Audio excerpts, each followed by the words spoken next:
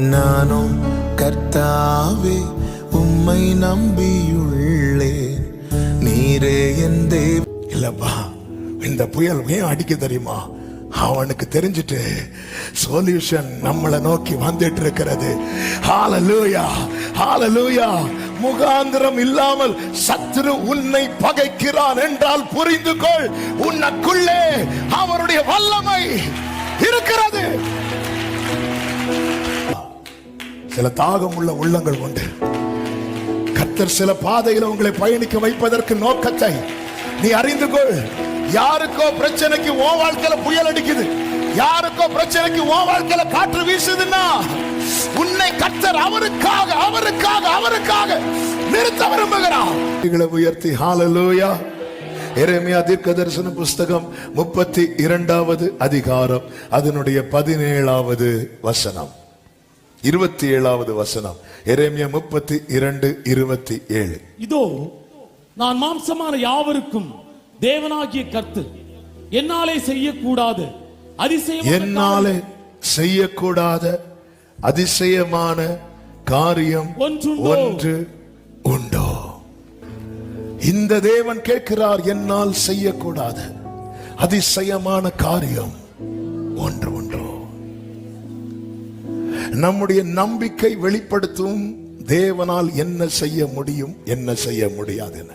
நம்புவதற்கு ஏதுவல்லாதிருந்தும் ஆபிரகாமின் நம்பிக்கை வெளிப்படுத்தினது, என் தேவனால் எனக்கு சொல்லப்பட்டதை நிறைவேற்றி தர முடியும்.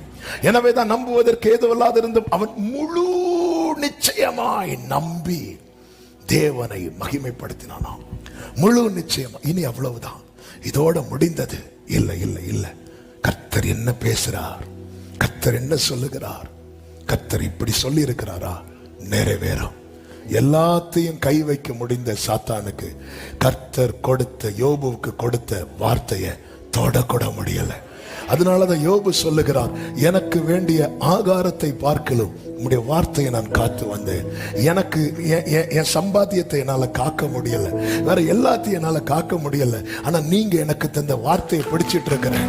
எனக்கு தெரியும், இந்த வார்த்தை எனக்குள்ள இருந்தா இழந்தது எல்லாமே எனக்கு ரெண்டத்தனையாய் வரும். ஆமென். வறட்சிகள் வந்தாலும் தனிமையில் நின்றாலும் என் சார்பில் நீர் போதும் என்பேன். பாடுங்க. வறட்சிகள் வந்தாலும் தனிமையில் நின்றாலும் என் சார்பில் நீர் போதும் என்பேன். கைகளை உயர்த்தி, உந்தன் சத்தம் கேட்பேன், உந்தன் சித்தம் செய்வேன், உமக்காக உயிர் வாழ்கிறேன், நான் உமக்காக உயிர் வாழ்கிறேன். நல்ல கவனமா கேளுங்க. மார்க்கு சுவிசேஷம் 5வது அதிகாரத்தை எடுத்துக் கொள்ளுங்கள். அதிலே 4வது வசனம் இப்படி சொல்லப்பட்டிருக்கிறது, அவன் அநேகம் தரம் விலங்குகளினாலும் சங்கிலிகளினாலும் கட்டப்பட்டிருந்தும் சங்கிலிகளை முறித்து விலங்குகளை தகர்த்து போடுவான். அவனை அடக்க ஒருவனாலும் கூடாதிருந்தது. இது யாருன்னு நமக்கு நன்றாய் தெரியும். 6000 பிசாசுகள் பிடித்த லேகியோன் என்று அழைக்கப்பட்ட அந்த 6000 என்கிற நம்பர் தான் லேகியோன். லேகியோனா 6000. அந்த ஒரு வாலிபன், அவனுடைய பெயர் லேகியோன் அல்ல, அவனுக்குள்ள இருந்த பிசாசுகள் 6000 இருந்ததுனால லேகியோன் என்று சொல்லப்பட்டது. அந்த பிசாசுகள் அவனுக்குள்ள இருந்து அவனை எவ்வளவு டார்ச்சர் பண்ண முடியுமோ அவ்வளவு டார்ச்சர் பண்ணிட்டு வேதம் சொல்லுகிறது. அவன் அநேகம் தரம் விலங்குகளினாலும் சங்கிலிகளினாலும் கட்டப்பட்டிருந்தும் சங்கிலிகளை முறித்து விலங்குகளை தகர்த்து போடுவான். அவனை அடக்க ஒருவனாலும் கூடாதிருந்தது. அவனை அடக்க அந்த பட்டணத்துல எத்தனையோ பேர் இருந்தாங்க. ஒருவனாலும். என் ஆண்டவருடைய விசேஷம் என்ன தெரியுமா? எங்க ஒரு மனுஷனாலும் இனி முடியாது என்கிற நிலை வருதோ அந்த ப்ராஜெக்டை தான் அவர் கையிலேயே எடுப்பார். ஹல்லேலூயா, ஹல்லேலூயா. மனுஷனால் கூடாதது, அப்ப மனுஷனால் கூடுகிறது அவன்கிட்ட செய்யன்னு சொல்லிட்டு போயிடுவார். மனுஷனால் கூடாதது தேவனால் கூடும். மனுஷனால் கூடுங்கிறத செய். மனுஷனால் என்ன கூடும்? அந்த கல்லை புரட்டி போடுங்கள் சொன்னாரா இல்லையா? லாசருவை வெளியே கொண்டு வாருங்கள் சொன்னாரா இல்லையா? ஆமாவா? இல்ல, அது அவங்களுக்கு முடியாது. அவங்களுக்கு என்ன முடியும்? அந்த கல்லை புரட்ட முடியும். மனுஷனால் நம்மளால ஒண்ணு முடியும்னா அது நம்மளை வச்சுதான் செய்வார். கற்சாடியை உள்ளே கொண்டு வாருங்கள் சொன்னாரா இல்லையா?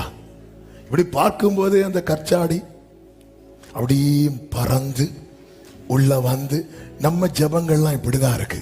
இப்படி கையை நீட்டும் போதே அப்படி கவர்மெண்ட் ஆபீஸ்ல இருந்து அப்பாயின்மெண்ட் ஆர்டர் அப்படி பறந்து வந்து கண்ணை திறக்கும் போது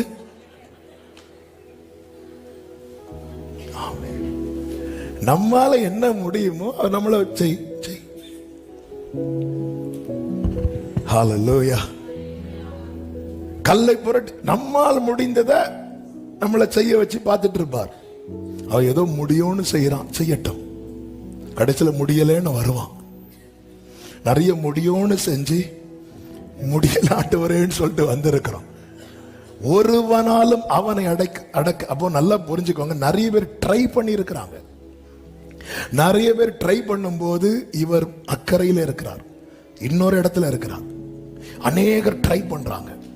தேவனால் தெரிந்தெடுக்கப்பட்டவன் வாழ்க்கையில தேவன் சில சிச்சுவேஷன்ல கொண்டு வந்து நிறுத்துவதற்கு பின்னாக ஒரு பெரிய நோக்கம் உண்டு. தேவன் தம்முடைய நாமத்தின் மகிமையை வேறு ஒருவருக்கும் கொடுக்க மாட்டார். அநேகம் தரம்னா நிறைய வாட்டி ட்ரை பண்ணாங்க. இந்த மார்க் 5வது அதிகாரத்துல 3 சம்பவங்கள் கொடுக்கப்பட்டிருக்கு. 3ஐயும் சொல்லல, அந்த 3 சம்பவங்களிலும் ஒரு காரியத்தை பார்க்க முடியும். ஒன்று இந்த லேகியோன் பிடித்த வாலிபன், இன்னொன்று 12 வருட பெரும்பாடுள்ள ஸ்திரீ, இன்னொன்று 12 வயது மகள். இந்த லேகியோன் பிடித்த வாலிபனை குறித்து சொல்லப்பட்டிருக்கிறது, ஒருவனாலும் அவனை அடக்க கூடாதிருந்தது. 12 வருட பெரும்பாடுள்ள ஸ்திரீயை குறித்து சொல்லப்பட்டிருக்கிறது, ஒரு மருத்துவராலும் அவளை குணமாக்க முடியவில்லை. அந்த 12 வயது மகளுக்கு தேவன் செய்தது வைத்து சொல்லப்பட்டிருக்கிறது. அது அப்படி எழுதப்படவில்லை என்றால் அதுதான் உண்மை. என்னவென்றால், இப்படி ஒரு காலம் நடந்தது இல்லை. அப்படி சத்தியமே இல்லாதவைகளை இந்த அதிகாரங்களிலே, இந்த அதிகாரத்துல இயேசு சிம்பிளா முடிச்சிட்டு போறத வேதம் நமக்கு காண்பிக்கிறது. அதன் அர்த்தம் என்ன தெரியுமா? நமக்கு தான் பல காரியங்கள் கடினமே தவிர நம்மை ரட்சித்த நம் ஆண்டவராகிய இயேசு கிறிஸ்துவுக்கு எதுவுமே கடினம் இல்லை. அப்படி சொல்றவங்க மட்டும் கைகளை தட்டி ஆண்டவருக்கு மகிமை. ஹல்லேலூயா. லேசான காரியம் எதுவும் லேசான, பலமுள்ளவன் அற்றவன் பலமுள்ளவன் யாராயிருந்தாலும் உதவிகள் செய்வது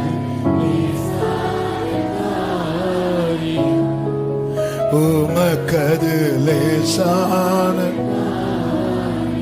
நல்ல கவனமா கேளுங்க. இப்பொழுது மறுகரையில் இருந்த இயேசு அக்கறைக்கு போவோம் வாருங்கள் என்று சொல்லுகிறார். 4வது அதிகாரம் 35 அதை பார்க்கிறோம்.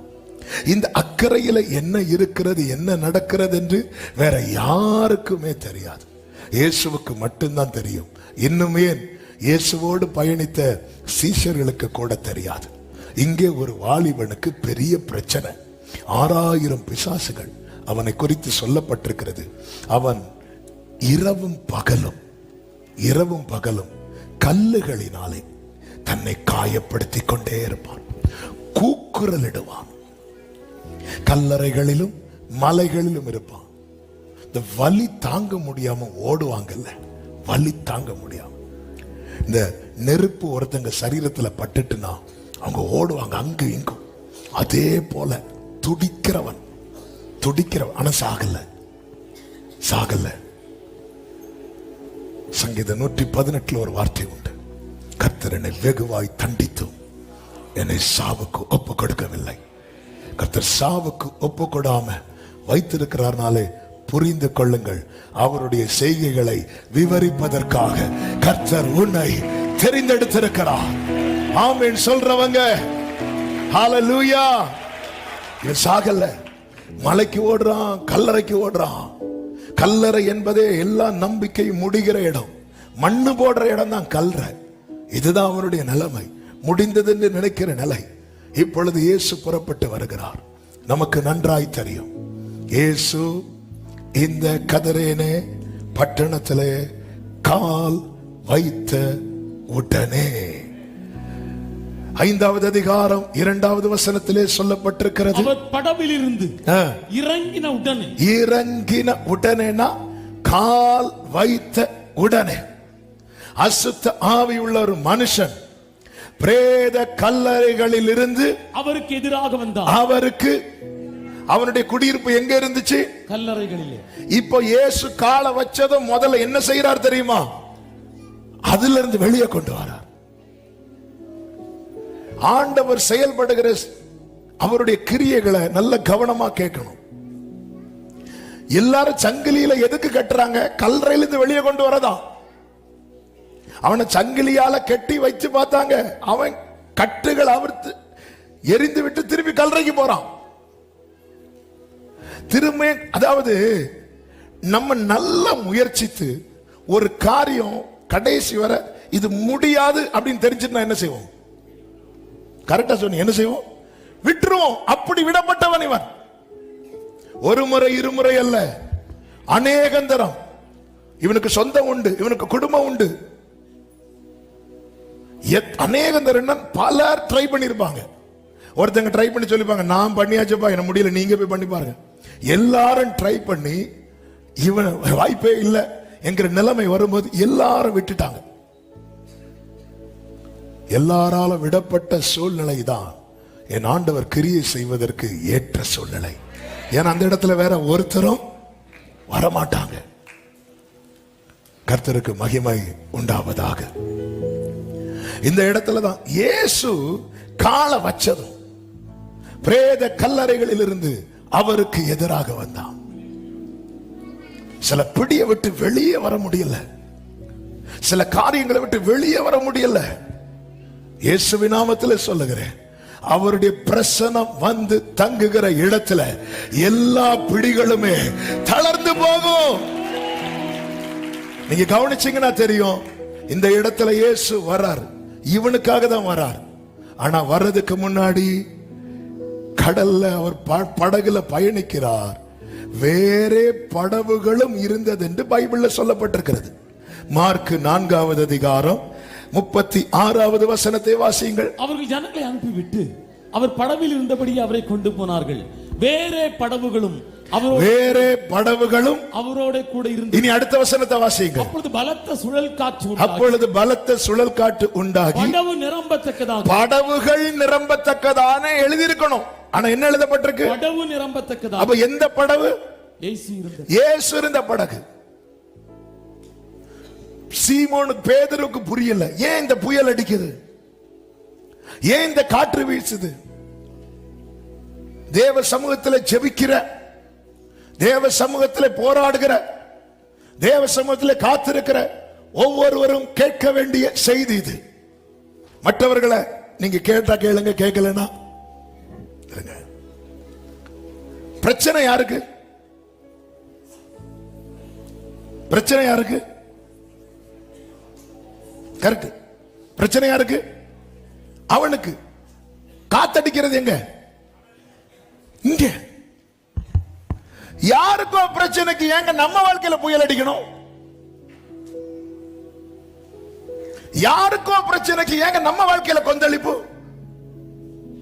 நல்லா தானே போயிட்டு இருக்க ஆண்டவரே, வீட்டுல எல்லாம் ஓகே தானே இருக்கு, யாருக்கோ பிரச்சனைக்கு ஏன் இங்க கொந்தளிப்பு? நைட்டு இயேசு தூங்கிட்டு இருக்கிறார், இவங்களுக்கு தூங்க முடியல, கொந்தளிப்பு. யாருக்கோ பிரச்சனைக்கு, யாருக்கோ பிரச்சனைக்கு ஏன்? ஏன்? ஏன்னா ஓம் படகுல தான் இயேசு இருக்கிறார். சிலருடைய வாழ்க்கையின் பிரச்சனையை மாற்றுவதற்கு கர்த்தர் உன் வாழ்க்கையில ஒரு புயலை அனுமதிக்கிறார். காரணம் சொல்யூஷனே உன் வாழ்க்கையில தான் இருக்கிறது. ஆமென் சொல்றவங்க மட்டும் நல்ல கைகளை தட்டி. யாருக்கோ பிரச்சனைக்கு, யாருக்கோ பிரச்சனைக்கு, அந்த வாலிபனுக்கு பிரச்சனைனா அவனை அடிக்கட்டும், அவன் வீட்டுல போய் புயல் அடிக்கட்டும், ஏன் எங்களை அடிக்குது? யாருக்கோ பிரச்சனைக்கு நாங்க ஆண்டவரை பாதிக்கப்படணும்? யாருக்கோ பிரச்சனைக்கு நாங்க உங்க பின்னாடி தான் ஆண்டவர் வந்தோம், எல்லாத்தையும் தூக்கி போட்டுட்டு நீரே போதும் வேற வேண்டாம் தான் ஆண்டவர் வந்தோம். ஆனா ஏன் இப்படி புயல் அடிக்குது? ஏன் இப்படி கொந்தளிப்பு வருது? இல்லப்பா, இல்லப்பா, இந்த புயல் ஏன் அடிக்க தெரியுமா? அவனுக்கு தெரிஞ்சிட்டு சொல்யூஷன் நம்மளை நோக்கி வந்துட்டு இருக்கிறது. ஹalleluya, ஹalleluya. முகாந்திரம் இல்லாமல் சத்துரு உன்னை பகைக்கிறான் என்றால் புரிந்து கொள், உனக்குள்ளே அவருடைய வல்லமை இருக்கிறது.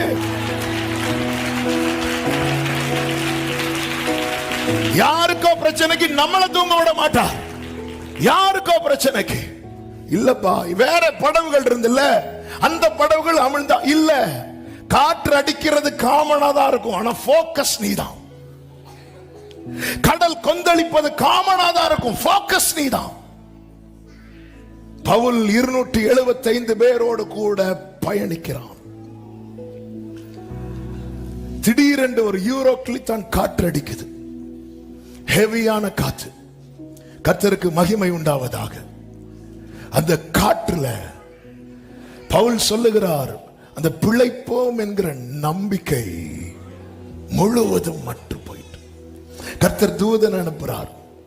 தூதன் அனுப்பி சொல்றாரு, பவுலே நீ ராயனுக்கு முன்னாடி நிக்கணும். நிக்கணும்னா எதுக்கு காத்து அனுப்புறீங்க? அப்படியே விட்டா நாங்க போய் நிக்க போறோம். நீங்க வேற வாக்கு தத்துவம் தர்றீங்க. இது எப்படியா சொல்லுவாங்க தெரியுமா? தொட்டுலையும் ஆட்டி பிள்ளைங்களை விடுறது. என்னதான் நிக்கணும்னு சொன்னீங்கல்ல, நிக்க விடுறீங்களா? அடிக்கிற காத்துல? ஆமே, இல்ல, நீ நிக்கணும். பவுல் ஸ்மெல் பண்ண ஆரம்பிக்கிறார். இப்பொழுது 275 பேர் மத்தியிலே எழுந்து நின்று பவுல் சொல்லுகிறார். அப்போஸ்தல நடபடிகள் 27வது அதிகாரம் 25வது வசனத்துல, ஆனபடியினால் மனுஷனே திடமனதாயிருங்கள், எனக்கு சொல்லப்பட்ட பிரகாரமாகவே நடக்கும் என்று தேவனிடத்தில் நம்பிக்கையாயிருக்கிறேன். அடுத்த வார்த்தை கவனிங்க. ஆயினும் நாம் ஒரு தீவிலே விழ வேண்டியதா இருக்கும் என்றான். என்ன அபிஷேகம் பெற்றவனுக்கு வீழ்ச்சியா? ஆமென். எதுக்கு இந்த புயல் தெரியுமா? பவுல ஒரு இடத்துல விழ வைக்க.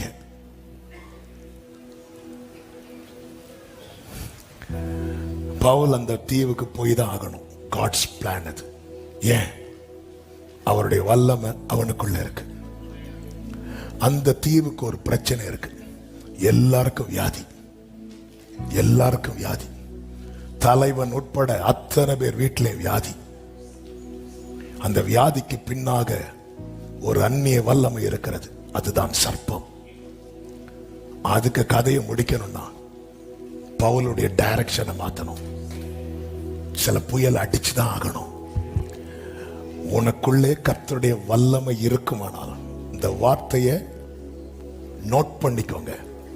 கர்த்தருடைய அபிஷேகத்தை சுமக்கிற, பிரசனத்தை சுமக்கிற பாத்திரங்களுக்கு ஆவியானவர் பேசிக் கொண்டிருக்கிறார்.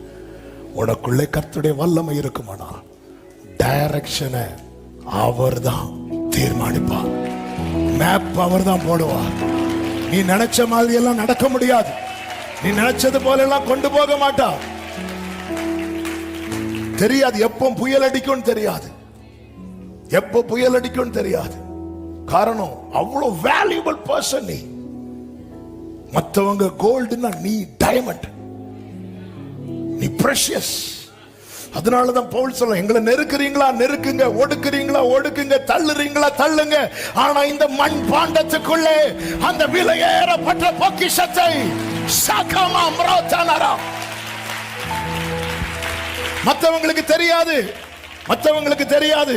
அதை கேர் பண்ணாதீங்க, கேர் பண்ணாதீங்க. உங்களுக்குள்ளே எரிகிற அந்த அக்கினி, அதை பாருங்க. பவுலுடைய வாய்ஸ மைண்ட் பண்ணல. பவுலுக்கு சிக்னல் கரெக்டா இருக்கு. மழை பெஞ்சாலும் நமக்கு சிக்னல் கட் ஆகும், புயல் அடிச்சாலும் பரலோக சிக்னல் கட் ஆகாது.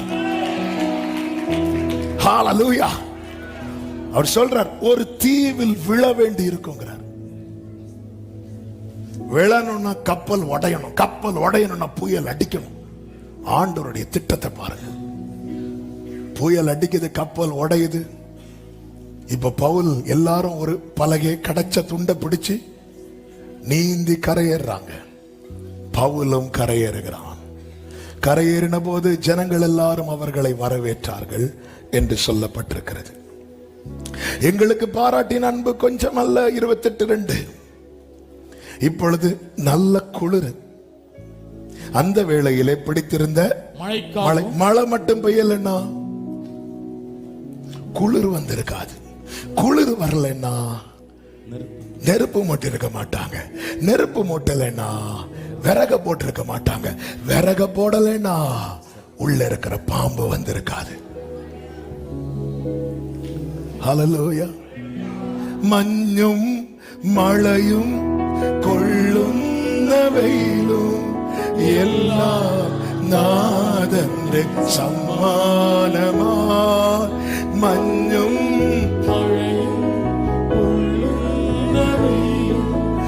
எல்லாம் நாதന്റെ. நம்புறவங்க கைகளை உயர்த்தி சொல்லுவோம், என் ஜீவிதத்தினு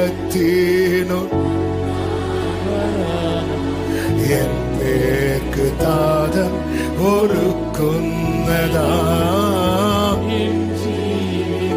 ஆமென்.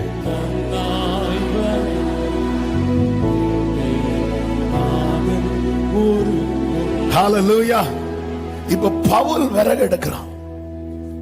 பவுல் விறகு எடுக்கும் போது பவுல் சில விறகுகளை, பவுலுக்கு தெரியுமா உள்ள பாம்பு இருக்குன்னு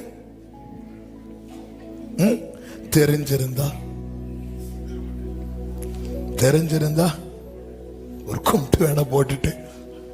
பவுலுக்கு தெரியாத உள்ள என்ன இருக்குன்னு, ஆனா பவுலுக்குள்ள இருக்கிறவருக்கு தெரியும் உள்ள என்ன இருக்குன்னு.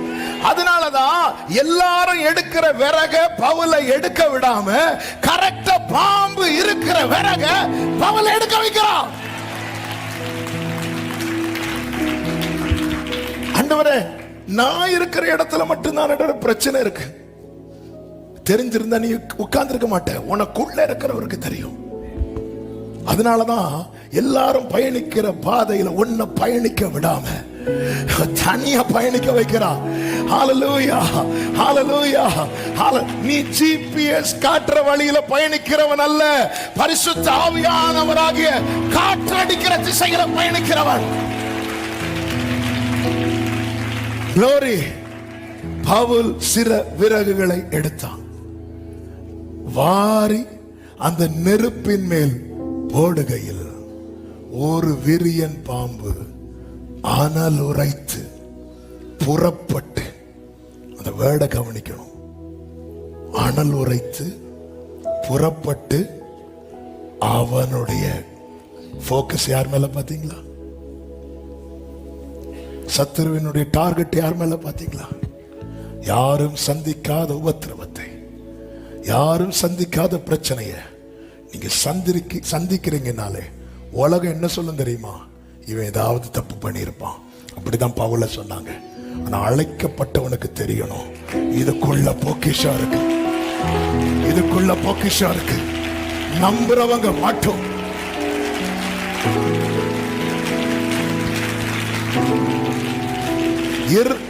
ஒரு பட்டணம் இருக்கு, பவுல் கூட 275 பேர் இருக்கிறாங்க. பவுல் அந்த பாம்பை போடல, பவுல் விறகுதான் போட்டாரு. அது தற்செயலாய் பவுல் செய்கிறார். ஆனா அது அனலுரைத்து புறப்பட்டு என்ன கோபத்துல புறப்பட்டு இருக்கும். பவுலே, இதுதான் உனக்கு கடைசி. சத்துருவை புறப்பட வைக்கிறது அவனுக்கு கடைசி. ஆமே ஆமே ஆமே ஆமே சொல்லுங்க பார்க்கலாம். இந்த நாளில என்னை கேட்டுக்கொண்டிருக்கிற ஒவ்வொருவருக்கும் எப்படி இந்த வார்த்தை நீ உங்களுக்குள்ள போகுது கேட்கறீங்கன்னு தெரியல. ஆனா சில உள்ளங்களுக்குள்ளே அக்கினி எரிகிறதை என் ஆவியில உணர்கிறேன். அதனாலதான் சொல்லுவேன், சும்மா ஏதோ வந்து இருந்து போகணும்னு இருக்கிறவங்க ஐ டோன்ட் கேர். ஆனா சில தாகம் உள்ள உள்ளங்கள் உண்டு. கர்த்தர் சில பாதையில உங்களை பயணிக்க வைப்பதற்கு நோக்கத்தை நீ அறிந்து கொள். யாருக்கோ பிரச்சனைக்கு ஓ வாழ்க்கையில புயல் அடிக்குது, யாருக்கோ பிரச்சனைக்கு ஓ வாழ்க்கையில காற்று வீசுதுன்னா உன்னை கர்த்தர் அவருக்காக அவருக்காக அவருக்காக நிறுத்த விரும்புகிறார். உன்னை கர்த்தர் அவருக்காக நிறுத்த விரும்புகிறார். அவருக்காக நிறுத்த விரும்புகிறார். தாவீதுக்காக சாமுவேலை சாப்பிட விடாம ஆக்கிட்டார். ஆண்டவரே, தாவீதை கொண்டு வரலன்னா அவங்க அப்பாவை சாப்பிட விடாம ஆக்குங்க ஆண்டவரே. நாங்க என்ன ஆண்டவரை பண்ணோம்? நான் வேற அவ்வளவு தூரம் டிராவல் பண்ணி கொம்போட வரேன். சவுல் எப்ப கம்போட வருவான்னு தெரியாது. நீங்க என்னடா நீ சாப்பிடாத, நான் சாப்பிட மாட்டேன். யாருக்காக? யாருக்காகவோ யாருக்காகவோ நம்மளை தூங்க விட மாட்டார். யாருக்காகவோ? என் ஆண்டவர் நம்மளை நம்பி அவருடைய அந்த அபிஷேகத்தை நமக்குள்ளே வைத்திருக்கிறார். ஆமென் சொல்லுங்க பார்க்கலாம். இப்ப பவுல பாருங்க, அது அனலுரைத்து. அப்போ சத்துருன்னு டார்கெட் உங்களையே அவன் போக்கஸ் பண்றானா தெரியும். தெரியும், உங்களால ஃபீல் பண்ண முடியும். ஆமென். இந்த மினிஸ்ட்ரிக்கு அர்ப்பணித்த டைம்ல எல்லாம் இந்த ஸ்டார்டிங்ல ஆண்டவர் நிறைய இந்த ட்ரீம் காட்டுவாங்க. அதுல நான் அடிக்கடி பார்க்குற ட்ரீம் என்ன தெரியுமா? ஒரு பெருங்கூட்டத்துல திடீர்னு ஒரு மிருகம் வரும். அந்த மிருகம் அப்படி என்னையே தேடி தேடி துரத்துற மாதிரி இருக்கும். திடீர்னு ஒரு நாள் இப்படிதான் ஒரு சாத்தா வந்து நிக்கிறான். நின்று அப்படி தேடுறான். கூட்டம் நிறைய இருக்கனால நம்ம என்ன நினைச்சோம்னா, வர நம்மள தெரியாது, அப்படி 2 பேரை தள்ளி என்ன நிக்கிறான். எனக்கு ஆரம்பத்துல புரியல, என்னாண்டவர் இது கனவுலே அவன் நம்மளதான் டார்கெட் பண்றான். ஆனா போக போக போக போக தான் தெரியுது அவன் நம்மளை டார்கெட் பண்றானா.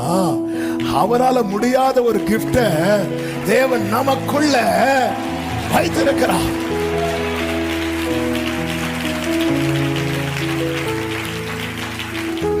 நீங்க நீங்க நீங்க இதை நான் அடிக்கடி சொல்லி இருக்கிறேன்.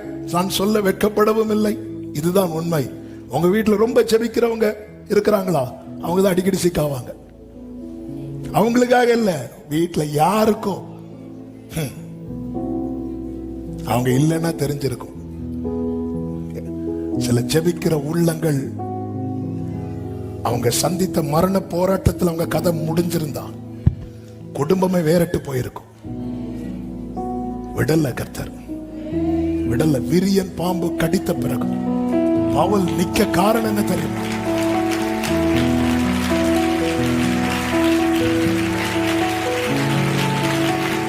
தெரியாது. வயசு கொஞ்சம் தான் இருக்கும். அவங்கள பார்த்த வயசானவங்க மாதிரி இருப்பாங்க. தெரியாது தெரியாது தெரியாது. எல்லாத்துக்கும் காரணம் பவுல கை காட்டுறாங்க. இவன் கை வச்சதுனால தான் அந்த பாம்பே வருது. ஆமென். பவுலுக்கு பவுல் கதறல்ல, பவுல் உதறனா. ஏன்னா உள்ள இருக்கிறவர் கதற விடல. உள்ள அவர் இருப்பது உண்மையானால் உன்னை கதற விட மாட்டார், உன்னை பதற விட மாட்டார். ஜீசஸ் சீஷர்களுக்கு தெரியல, தெரியாததுனால கதறினாங்க. நாங்க சாகுறோமே, உமக்கு கவலை இல்லையான்னு.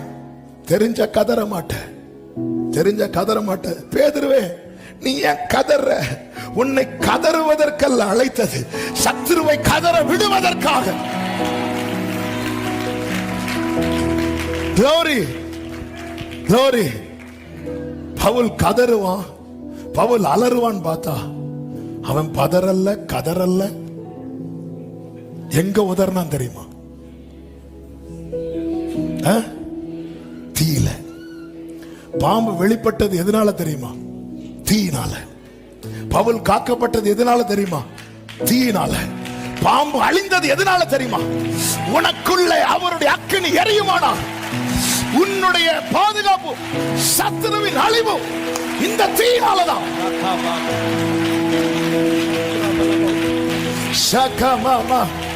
ஹலோ ஹலோ, பாம்பு வெளிப்படுறதுக்கு ஒரு தீ, பவுல் காக்கப்படுறதுக்கு இன்னொரு தீ, பாம்பு அழிக்கிறதுக்கு இன்னொரு விசேஷித்த தீ, ஒரு தீ. உன் இருதயத்தில் அவருடைய வசனம் மணல் ஊட்டி எழுப்பப்படுமானால் அந்த ஒரு அபிஷேகம், ஜீசஸ் ஜீசஸ் ஜீசஸ் அக்கினிக்கு முன்னாடி உன்னை கொண்டு வந்து நிறுத்திட்டாருன்னா அடுத்த டைரக்ஷனே மாறும். 40 வருஷம் மாமனாருடைய ஆடு மேய்த்துட்டு இருந்தா மோசே கிளம்பிட்டாரு. ஆண்டவரே போ போய் நில்லு. இப்ப எல்லாருடைய போக்கஸ் மோசே மேல. மோசே கையில ஒரே ஒரு கோல் தான். பார்வோனுடைய மந்திரவாதிகளுடைய அத்தனை பேருடைய கோலும் கீழே போடுறாங்க. 1-2 பாம்பு இல்ல, எல்லாத்தையும் டயர்ட் இல்லாம மோசையின் கோல் விழுங்குச்சு. உனக்குள்ள இருக்கிற அபிஷேகம் அப்படிப்பட்ட அபிஷேகம். அதனாலதான் உன் வாழ்க்கையில புயல் அடிக்குது. அதனாலதான் come on church, இந்த பாதையில் பயணிக்கிறவர்களுக்கு இப்பொழுது நான் பேசிக் கொண்டிருக்கிற வார்த்தை எப்படிப்பட்ட வார்த்தை என தெரியும். ஹல்லேலூயா. ஆண்டவரே, வேற படகுகளும் இருந்தில்லப்பா, வேற படகுகள் இருந்துப்பா. ஆனா நான் இந்த படகுல தானப்பா அலை வந்து அடிச்சது. எதிர்காற்று வீச, எதிர்போரும் பேச, என்னோடு இருப்பவர் பெரியவர் நீரே. எதிர்காற்று வீச, எதிர்போரும் பேச, என்னோடு இருப்பவர் பெரியவர் நீரே. இயேசுவே யாத்திரையில் கரை சேர்க்கும் என் ஜீவ படகில் நங்கூரம் நீரே. இயேசுவே யாத்திரையில் கரை சேர்க்கும் என் ஜீவ படகில். ஜீவ படகு. கைகளை உயர்த்தி கண்களை ஏறெடுத்து சொல்லுவோம்.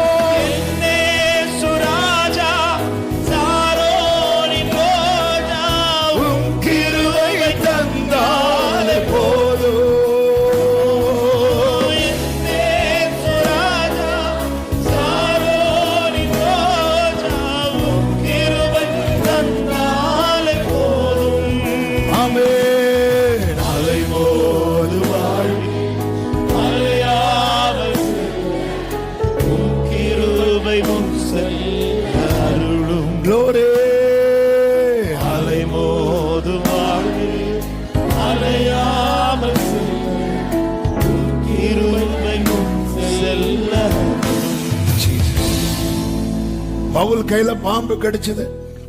பாம்புக்கு என்னாச்சு? செத்துட்டு. தேவனுக்குன்னு ஒரு நீதி உண்டு. தேவனுக்குன்னு ஒரு நீதி உண்டு. தேவன் நீதியை செஞ்சுட்டே இருப்பார். அதுல தேவனுடைய நீதி என்ன தெரியுமா? 2 தெசலோனிக்கேயர் 1வது அதிகாரம் 6வது வசனம். உங்களை உபத்திரவப்படுத்துகிறவர்களுக்கு உபத்திரவத்தையும், உபத்திரவப்படுகிற உங்களுக்கு எங்களோட கூட இளைப்பாறுதலையும் பிரதிபலனாக கொடுப்பது தேவனுக்கு நீதியாயிருக்கிறது. அதனாலதான் தாவீது உபத்திரவத்தின் நடுவில் தேவனை எப்படி கூப்பிட்டான் தெரியுமா? சங்கீதம் 4:1, நீதியின் தேவனே, என் நீதியின் தேவனே. இந்த தாவீத சவுல் செவரோட அடிச்சு கொள்ள பார்த்தான்.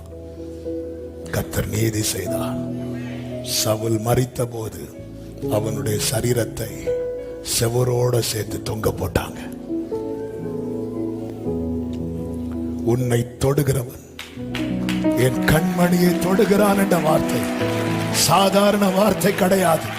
நீ அபிஷேகம் பெற்றது, அழைக்கப்பட்டது, தெரிந்தெடுக்கப்பட்டது உண்மையானால், என கேட்கிற அன்பு சகோதர சகோதரி, உன் வாழ்க்கையில் அடிக்கிற புயலை கண்டு சோர்ந்து போகாதே, கொந்தளிப்பை கண்டு சோர்ந்து போகாதே.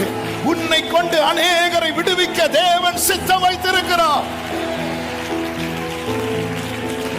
படகு கரையை பிடிக்குது. இயேசு காலை எடுத்து வச்சார், கல்லறையிலிருந்து வெளியே வந்துட்டான்.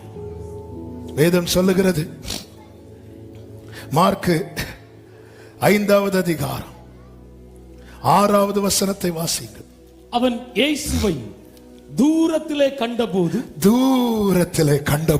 ஓடி வந்து, பைபிளே நமக்கு சொல்லுது சமீபமா இருக்கும்போது நோக்கி கூப்பிடு. ஆனா இவனை பாருங்க, தூரத்தில் இருக்கும் போதே ஓடி வரான். அவர் நம் பக்கத்துல உலாவும் போது கூட நம்ம கூப்பிடாம இருக்கிறோம். ஏன்? அவன் ஓடி வர்றதுக்கும் நாம சும்மா இருக்கிறதுக்கும் காரணம் என்ன தெரியுமா? இயேசுவனுடைய வேல்யூ அப்பம் சாப்பிடுறவங்களுக்கு தெரியாது, காயப்பட்டவங்களுக்கு தான் தெரியும். ஆமென். சும்மா வந்து இருந்துட்டு போறவங்கல்ல. ஒருத்தங்க சும்மா வசனம் கேட்கும் போது இன்னொருத்தங்க கண்ணீரோடு பக்கத்துல இருந்து கேட்கிறாங்கன்னா, அவங்க கடந்து வந்த பாதையை தனியா கூப்பிட்டு கேட்டு பாருங்க, சொல்லுவாங்க. ஏங்க எல்லாரும் சும்மா தானே வசனம் கேட்டிருக்காங்க, ஏன் உங்களுக்கு இருக்க முடியலையா? சிஸ்டர், மீட்டிங் முடிச்சு நான் கடந்து வந்த பாதையை ஒண்ணு சொல்றேன், கேளுங்க. ஏன்னா அதுக்கு முந்தின வசனத்துல சொல்லப்பட்டிருக்கிறது, கல்லுகளினாலே காயப்படுத்தி கொண்டிருப்பான். அவ்வளவு வலி, அவ்வளவு வலி. ஜீசஸ் தூரத்திலே அவரை கண்டு தேடி வந்த இயேசு அண்டை நீ ஓடி வா. அவருடைய மகிமையின் பாத்திரமாய் கர்த்தர் வேற யாரையும் அல்ல, உன்னை மட்டும்தான் தெரிந்தெடுப்பார். ஜீசஸ் ஓடி வருகிறான். ஓடி வந்து, நேரம் போகிறதுனால நான் இங்க சொல்லி முடிக்க விரும்புகிறேன்.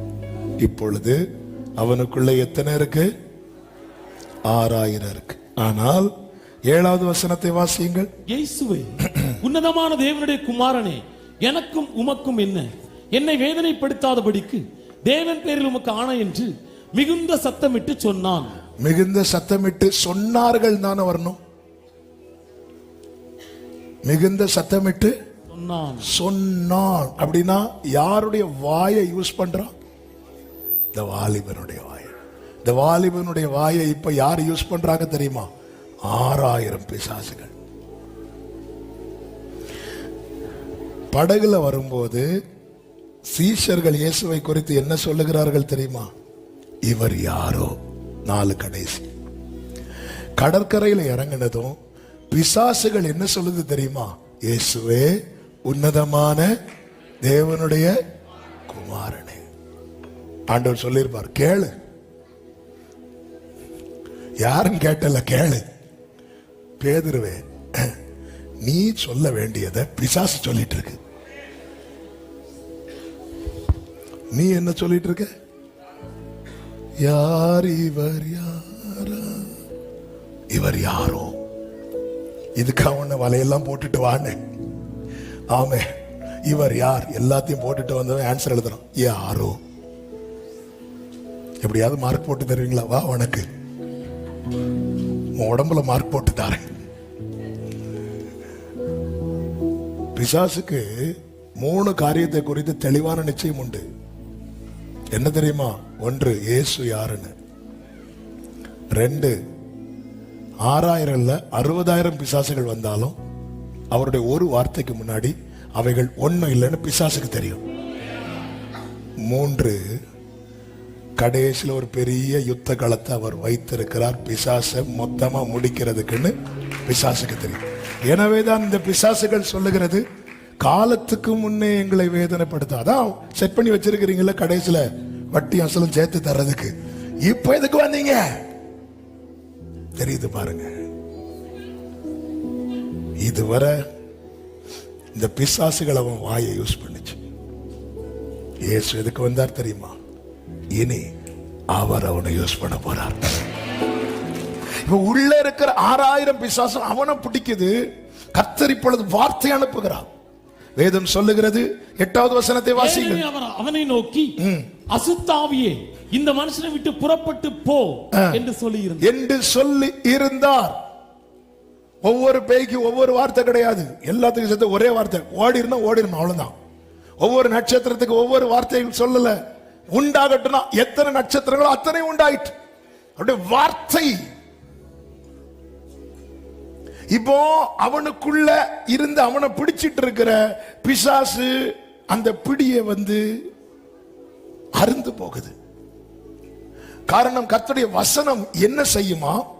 எபிரேயர் 4:12 சொல்லப்பட்டிருக்கிறது, தேவனுடைய வார்த்தையானது ஜீவனும் வல்லமையும் உள்ளதாயும் இருபுறமும் கருக்குள்ள எந்த பட்டயத்திலும் கருக்கானதாயும் ஆத்துமாவையும் ஆவியையும் கணுக்களையும் ஊனையும் பிரிக்கத்தக்கதாக உருவ குத்துகிறதாயும் இருதயத்தின் நினைவுகளையும் யோசனைகளையும் வகையறுக்கிறதாயும் இருக்கிறது. வார்த்தை போச்சுன்னா உள்ள வேலை செய்ய ஆரம்பிச்சிடும். அதுவரை 6000 சேர்த்து அவன் வாயை யூஸ் பண்ணிட்டு இருக்கு. இவன் வார்த்தை உள்ள போய் அந்த லிங்க்ல ஒரு அடி கட்டு. இப்ப அடுத்த வசனம் நீங்க படிச்சீங்கன்னா தெரியும். ஆமென். அதனுடைய 12வது வசனம், அந்த பிசாசுகள் எல்லாம் அவரை நோக்கி பண்டிகளுக்குள்ளே போகும்படி அவைகளுக்குள்ளே எங்களை அனுப்பும் என்று அவரை வேண்டிக் கொண்டன. ஃபர்ஸ்ட் என்ன சொல்லப்பட்டிருக்கிறது?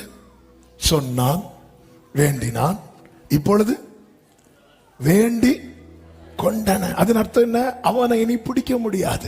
ஏன்? வார்த்தை செப்பரேட் பண்ணுது. அதனாலதான் வாசற்படியில் நின்று நான் கதவை தட்டுகிறேன். அன்பு சபையை கேளுங்கள்.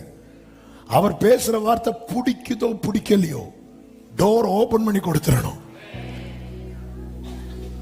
வசனம் நமக்குள்ளே போயிட்டுனா சத்துருவுக்கு நம்மளை பிடிக்க முடியாது. சத்துருவின் எந்த பிடியும் தளர்ந்து போயிடும். இன்னைக்கு சில டைம் செய்தி கேட்கறதுக்கு முன்னாடி ரெடி ஆயிருது. இன்னைக்கு நம்ம என்ன வந்தாலும் கேட்க கூடாது. நம்பர் கூட்டிட்டே இருக்கும்ல. நான் உங்களை சொல்லல, இல்ல கண்டிப்பா அப்படி உங்களை சொன்ன மாதிரி ஃபீல் ஆச்சுன்னா உங்களை தான் சொல்லிட்டு இருக்கிறேன். அதனாலதான் சொல்லும் அடியேன் கேட்கிறேன். சொல்லும் அடியேன் கேட்கிறேன். அங்க கூட பாருங்க, அதாவது நம்மள ஒருத்தங்க விரட்டுறாங்க. விரட்டும் போது நம்ம கேட்போமா? சரி விரட்டுறீங்க, நாங்க எங்க போனோம் அதையும் சொல்லுங்க, கேட்போமா? நமக்கு தான் மானம் ரோஷம். எங்க போகணும்னு தெரியலனாலும் வெளியே போய் அப்படி நிற்போம். இந்த பிசாசுகளை பாருங்க. நீங்க ஆண்டவரே அந்த பண்டிகளுக்குள்ளே போக எங்களை அனுப்பும் என ரொம்ப மெடிடேட் பண்ண வைத்தார் ஆண்டவர். அதாவது இந்த பிசாசு பண்டிக்குள்ள போகணும்னா கூட யாருக்கு பெர்மிஷன் வேணும் தெரியுமா? அதுதான் நம்மள பயம் காட்டிட்டு இருக்கு.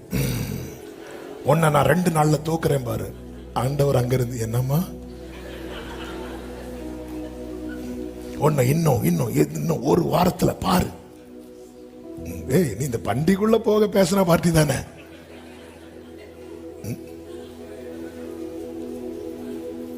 ஆமே.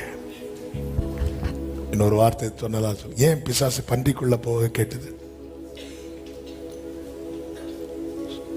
சுத்தத்துக்குள்ள பிசாசுக்கு வாசம் பண்ண முடியாது. அசுத்தத்துக்குள்ளதான் வாசம் பண்ண. கர்த்தரும் அனுமதித்தார் பாருங்கள். பண்டிகளுக்குள்ளே அன்கிளீன் அனிமல் அசுத்தத்துக்குள்ளே போக பிசாசு கேக்குது. கர்த்தர் அனுமதிக்கிறார். இந்த இடத்துல ஆவியானவர் நமக்கு கற்றுத்தருகிற ஒரு பாடம் உண்டு. ஏன் பரிசுத்தத்தின் அவசியம் என்பதை சபை புரிந்து கொள்ளணும். அவன் அப்படி பார்க்குது. ஒருத்தனுக்குள்ள இந்த கர்த்தர் துரத்தும் போது அது பார்க்கும்போது அந்த பண்டிகை என்ன, நீ என்னதான் குளிப்பாட்டி விட்டாலும் திரும்ப போய் சேட்டில் தான் நான் போட்டுமா பெர்மிஷன் கேட்கும். நம்முடைய வாழ்க்கையிலே தேவனை ஆராதித்து கர்த்தருடைய பந்தியிலும் கலந்து கொண்டு மீண்டும் அசுத்தத்துக்குள்ளே போகும்போது பிசாசு போய் கேட்பான், போட்டுமா, அசுத்தம் இருக்கு போட்டுமா. கிருபையா பெர்மிஷன் கொடுக்கல, போன்னு சொல்லிட்டார்னா.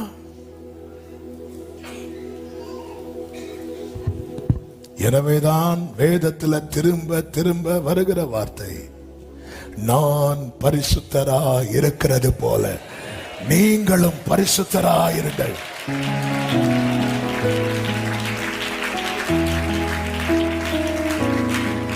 Praise the Lord. பரிபூர்ண விடுதலை கொடுக்கிறார். அந்த பிசாசுகள் பண்டிகளுக்குள்ளே போய் பண்டிகள் எல்லாம் கடல்ல விழுந்து செத்துட்டு, அப்பதான் அவனும் ரியலைஸ் பண்றான் எவ்வளவு வலி.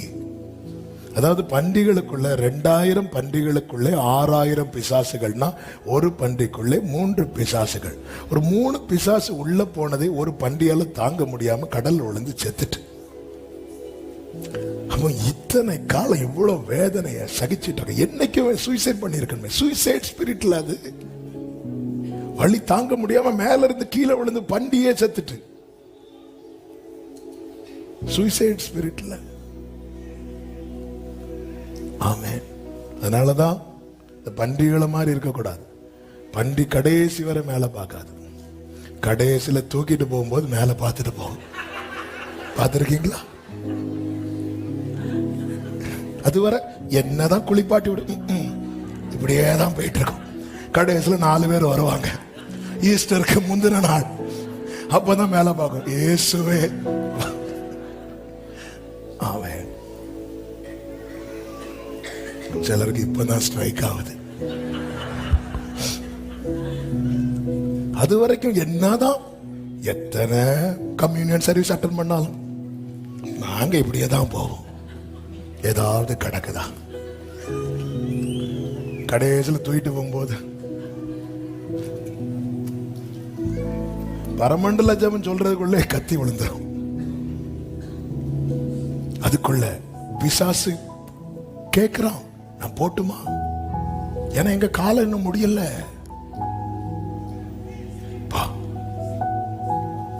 இப்படி எத்தனை முறை கேட்டிருப்பான். நல்பிதாவின் வலது பாரிசத்திலிருந்து ஒருவர் பரிந்து பேசி நம்மை காப்பாற்றி வருகிறார். ஹல்லேலூயா. இப்போ ஊர் ஜனங்கள்லாம் வராங்க. ஜனங்க வந்து இயேசுவை போக சொல்றாங்க.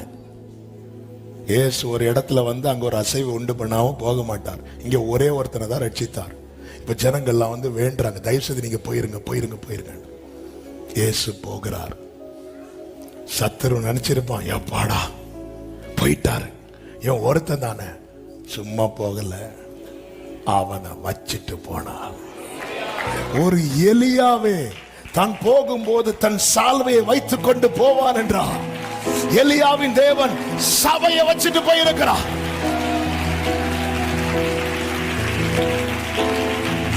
ஹல்லேலூயா. எனவேதான் இவன், நீங்க படிச்சீங்கன்னா தெரியும், அவரோடு இருக்கும்படி கேட்கிறான்.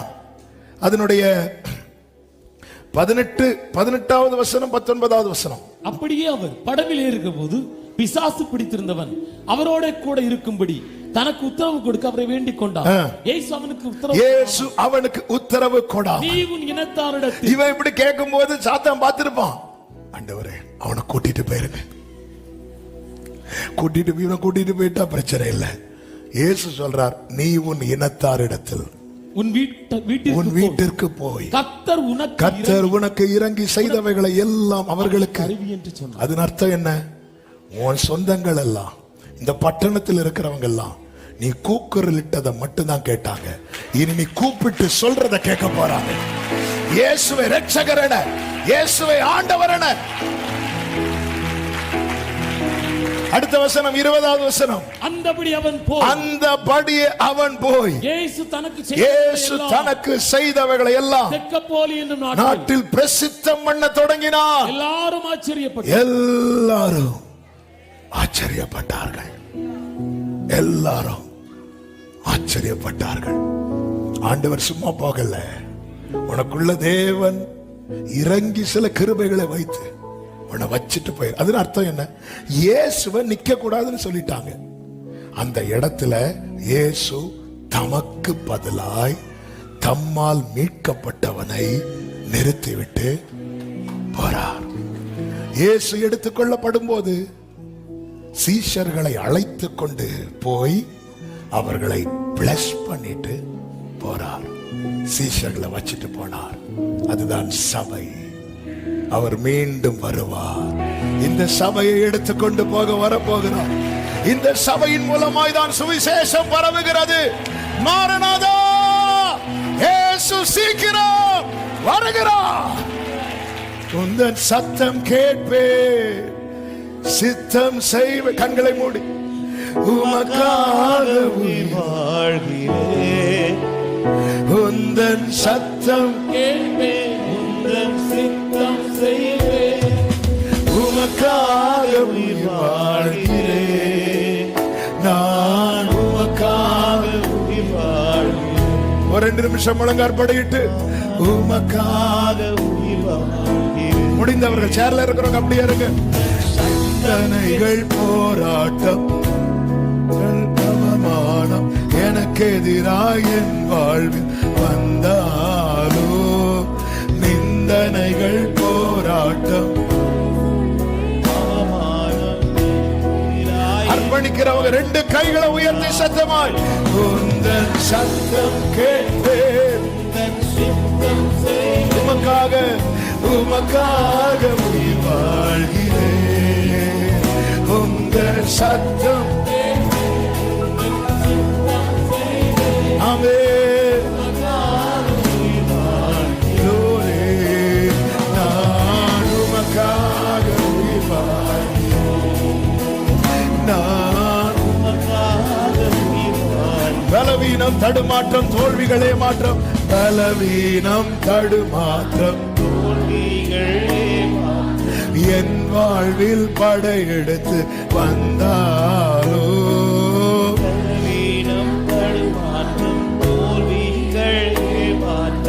என் வாழ்வில் படையெடுத்து. கைகளை உயர்த்தி உந்தன் சத்தம் கேட்பேன். உமக்காக உயிர் வாழ்கிறேன். உந்தன்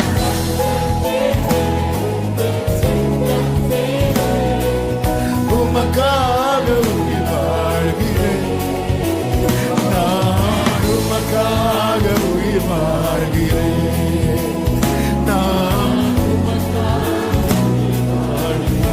நான் உமக்காக நான் உமக்காக முழு பலத்தோடு கைகளை தட்டி தேவனுக்கு மகிமை. ஆமென், ஆமென். பரிசுத்த பிதாவே, நன்றியோடு துதிக்கிறோம். எங்களை நீர் கிருபையாய் நிற்க வைத்திருக்கிறோம். உமக்காய் நிற்க வைத்திருக்கிறோம். பரிபூர்ண விடுதலை தந்து உம்முடையவர்களாய், உம்மை பிரஸ்தாபப்படுத்துகிறவர்களாய் நிற்க வைத்திருக்கிறீர். ஆண்டவரே, இந்த சத்தத்தை கேட்ட ஒவ்வொருவரையும் அப்படியே நிற்க வைத்து உம்முடைய நாமத்தை பிரஸ்தாபப்படுத்துகிறவர்களாய் மாற்றும். இவர்கள் எல்லைக்குள்ளே சத்துரு எவ்விதத்திலும் இராதபடி துரத்தப்படுவானாக என்று ஜெபிக்கிறோம். இவர்களுக்குள்ளே வைக்கப்பட்ட அபிஷேகம். எஸ் அப்பா, இந்த சத்தத்தை சும்மா கேட்க வைக்கலப்பா. நீங்க பிரசனத்தை சுமக்க தெரிந்தெடுக்கப்பட்ட பாத்திரம். நம்புறவங்க மட்டும் வலது கரத்தை உயர்த்தி இடது கரத்தை இருதயத்தில் வைத்து விசுவாசிக்கிறவங்க என் கூட சேர்ந்து அறிக்கை செய்யுங்க. நான் அவருடைய பிரசனத்தை சுமக்க தெரிந்தெடுக்கப்பட்ட பாத்திரம். ஆமென். மனதார வாழ்த்தி உடைய பிள்ளைகளை ஆசீர்வதிக்கிறேன். மகிமை, கனம், துதி, ஸ்தோத்திரங்கள் அனைத்தும் ஒருவருக்கு, இயேசுவின் நாமத்தில் பிதாவே. ஆமென், ஆமென். அப்படியே உட்கார்ந்து கொள்வோம். God bless you.